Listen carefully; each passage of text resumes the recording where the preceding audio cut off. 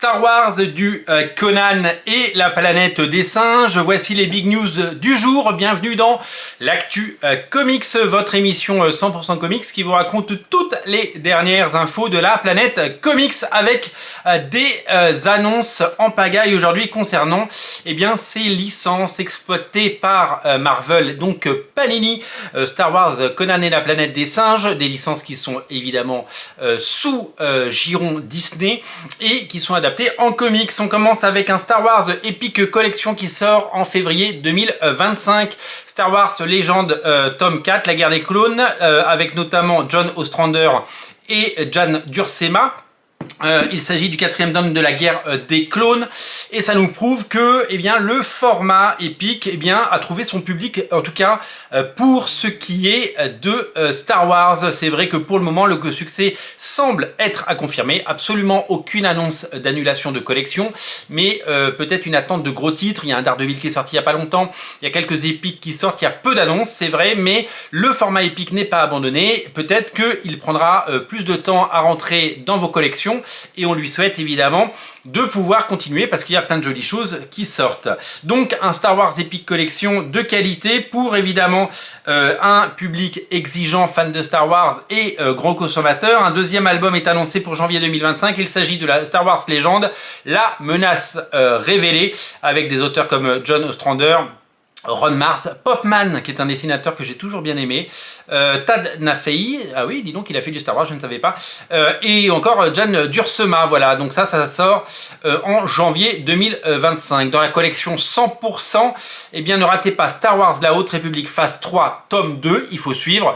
La Haute République, j'ai commencé à essayer de le lire, enfin j'ai le premier tome qui est sur ma pile, et j'ai même acheté le roman de Charles Soule, tout ça c'est sur ma pile, mais j'ai tellement de trucs à lire, mon Dieu, j'aimerais bien essayer de trouver du temps. Ça sort en mars 2025 et c'est signé par Cavan Scott et Jim Tow avec des dessins de Marika Cresta. Du côté de Conan, sachez que si vous aimez la série de Jim Zub, le tome 4 arrive en mars 2025. Il est signé par Jim Zub, évidemment, qui a signé pour 3 ans sur Conan. Vous allez bouffer du Conan assez longtemps. Donc c'est la version Titan Press, c'est la Titan Comics de Conan, avec Doug Braithwaite au dessin. Il y a toujours des dessinateurs hyper efficaces sur cette série et c'est vraiment un vrai plaisir de découvrir ces artistes. J'aime notamment beaucoup les couvertures de Dan Panosian me concernant.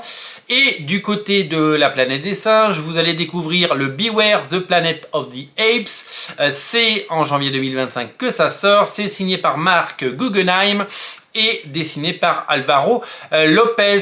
Donc on a l'impression que la planète des singes prend de plus en plus de place et d'importance dans le giron Disney, Marvel, donc Panini qui les adapte, et ce sont donc des histoires que vous allez pouvoir découvrir et peut-être collectionner pour les amateurs de ces trois licences qui font naître de nombreux comics. Demain,